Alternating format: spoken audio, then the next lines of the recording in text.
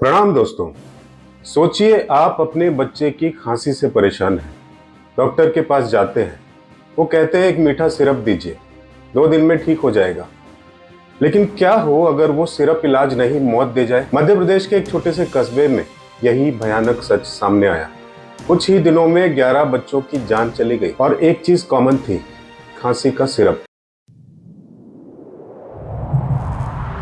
New इरा world यानी कि नए युग की नई दुनिया में फिर से आपका स्वागत है। आज हम बात करेंगे उस मीठे धोखे की जो हमारे घरों तक पहुंच चुका है, भारत की फार्मा व्यवस्था के अंधेरे चेहरे की, और सबसे जरूरी, कैसे हम अपने बच्चों को अगली त्रासदी से बचा सकते हैं। इस वीडियो के अंत तक आप जानेंगे असली वजह क्या है इन सिरप मौतों की, कौन है इस अपराध का जिम्मेदार, और आखिर क्या किया जा सकता है ताकि ये मीठा जहर हमेशा के लिए खत्म हो जाए। Let me take you back. Madhya Pradesh का एक छोटा सा कस्बा।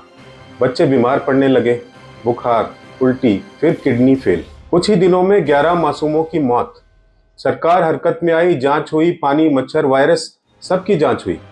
लेकिन असली सच तब सामने आया जब लैब रिपोर्ट आई। उस खांसी के सिरप में पाया गया पूरा 48.6% डाई इथाइलिन ग्लाइकोल। दोस्तों, ये वो केमिकल है जो कारों में एंटी फ्रीज के लिए इस्तेमाल होता है और इंसान के लिए सीधा जहर है। सिर्फ कुछ मिलीलीटर भी किडनी को फेल करने के लिए काफी है, और ये सिरप बच्चों को दी जा रही थी, बिल्कुल सेफ कहकर। लेकिन कहानी यहाँ खत्म नहीं हुई। राजस्थान में 2 और बच्चों की मौत हुई, इस बार डेक्स्ट्रोमेथॉर्फिन नामक सिरप से। यह एक ऐसा केमिकल है जो छोटे बच्चों के लिए बिल्कुल सुरक्षित नहीं माना जाता। डॉक्टरों के अनुसार यह सिर्फ बच्चों में गंभीर साइड इफेक्ट्स पैदा करता है, जैसे उल्टी, वॉमिटिंग, नोजिया, रेस्टलेसनेस यानी कि बेचैनी, तेज दिल की धड़कन, रैपिड हार्ट बीट्स, और यहाँ तक कि गंभीर मामलों में सांस लेने में दिक्कत यानी कि रेस्पिरेटरी डिप्रेशन भी। कभी कभी दौरे भी पड़ सकते हैं। जब यह सिरप बिना डॉक्टरी सलाह के दिया जाता है तो यह कफ सिरप नहीं बल्कि एक मीठा खतरा बन जाता है। अब आप सोच रहे होंगे, क्या ये पहली बार हुआ है? नहीं, भारत में बने सिरप ने गाम्बिया में 70 बच्चों की जान ले ली थी। उसी दौरान उज़्बेकिस्तान में 18 बच्चों की मौत हुई, और कुछ साल पहले जम्मू कश्मीर में भी 12 मासूम मारे गए। हर बार एक ही पैटर्न, सिरप में मिला वही डाई इथाइलिन ग्लाइकोल। इस बार जांच, गुस्सा, वादे और फिर सब कुछ शांत। झालावाड़ तो आप भूल ही चुके होंगे। लेकिन इस बार सवाल उठता है, भारत की दवा व्यवस्था आखिर इतनी कमजोर क्यों है? इमेजिन दिस, भारत दुनिया के सबसे बड़े दवा उत्पादकों में से एक है। हम 50 से ज्यादा देशों के लिए सिरप एक्सपोर्ट करते हैं, लेकिन क्या आप जानते हैं देश में 10,000 से ज्यादा छोटे दवा निर्माता हैं और बहुत से बिना सख्त निगरानी के काम करते हैं।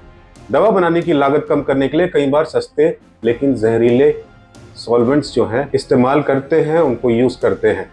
क्वालिटी टेस्टिंग अक्सर कागज पर होती है, हकीकत में नहीं। फिर जब मौतें होती हैं तो कहा जाता है तकनीकी गलती थी। आपको क्या लगता है, ये तकनीकी गलती है या एक जघन्य अपराध? और ये सब इसलिए संभव है क्योंकि हमारी ड्रग कंट्रोल सिस्टम कमजोर है, लाइसेंसिंग ढीली है, इंस्पेक्शन कमजोर है। बाकी बोलने का फायदा नहीं, सब जानते ही हैं।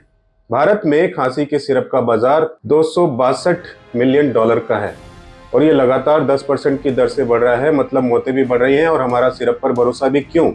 क्योंकि हम सिरप की आदत में फंसे हुए हैं। डॉक्टर सिरप इसलिए लिखते हैं क्योंकि मरीज उनसे यही मांगते हैं। मरीज सिरप इसलिए लेते हैं क्योंकि उन्हें लगता है कि सिरप जल्दी असर करेगा। लेकिन सच्चाई, ज्यादातर सिरप सिर्फ आराम का भ्रम देते हैं। खांसी अपने आप ही ठीक हो जाती है, लेकिन हमें लगता है सिरप ने किया, यानी हमने खुद को एक मीठे झूठ में कैद कर लिया है। ज्यादातर बच्चों की खांसी एलर्जी और प्रदूषण से होती है, ना कि इन्फेक्शन से। फिर भी डॉक्टर सिरप लिख देते हैं। क्यों? क्योंकि लोगों को नेबुलाइजर समझाना थोड़ा मुश्किल है, क्योंकि बिना डिग्री वाले डॉक्टर दवा बांट रहे हैं, क्योंकि फार्मेसी वाले बिना प्रिस्क्रिप्शन के दवा बेच रहे हैं। एक डॉक्टर खफील खान साहब हैं जो विशेषज्ञ हैं, वो कहते हैं कई बार एमडी डॉक्टर तक एम्ब्रोक्सोल जैसे सिरप छोटे बच्चों को देते हैं, पर छोटे बच्चे थूक नहीं पाते, जिससे बलगम फेफड़ों में चला जाता है और निमोनिया हो जाता है। अब सोचिए, इलाज के नाम पर हम अपने बच्चों को क्या दे रहे हैं? अगर हमें इस मीठे जहर से बचना है तो हमें सिर्फ गुस्सा नहीं, एक्शन चाहिए। भारत को चाहिए साफ नीति, कौन सा सिरप सुरक्षित है, कौन सा नहीं। देशव्यापी जागरूकता अभियान, ताकि डॉक्टर और माता पिता दोनों सच जान सके। ओटीसी दवाओं पर सख्त नियंत्रण करे, बिना पर्ची दवा बेचना बंद हो और छोटे निर्माताओं पर तुरंत निगरानी, लाइसेंस रद्द और जेल तक की सजा का प्रावधान हो। एक डॉक्टर से जब पूछा गया कि उसने वही सिरप क्यों दिया, उसने कहा, मैं 15 साल से यही दे रहा हूं। यही हमारी सबसे बड़ी त्रासदी है। हम आदत में हैं, आदत सिरप की, आदत लापरवाही की, आदत चुप रहने की। अगर आपको लगता है ये वीडियो हर माता पिता, हर डॉक्टर, हर फार्मासिस्ट तक पहुंचना चाहिए तो इस वीडियो को शेयर कीजिएगा और कमेंट करके बताइएगा आप क्या सोचते हैं। सावधान रहिए प्लीज, जागरूक रहिए। शहद समझकर जिसे पिया जहर वही निकला है। मेरे देश के हकीमों से ये कैसा धोखा मिला है। अब नींद नहीं, सवाल होंगे हर बोतल, हर पर्ची पर, क्योंकि सौदा बच्चों की सांसों से हुआ है। प्रणाम।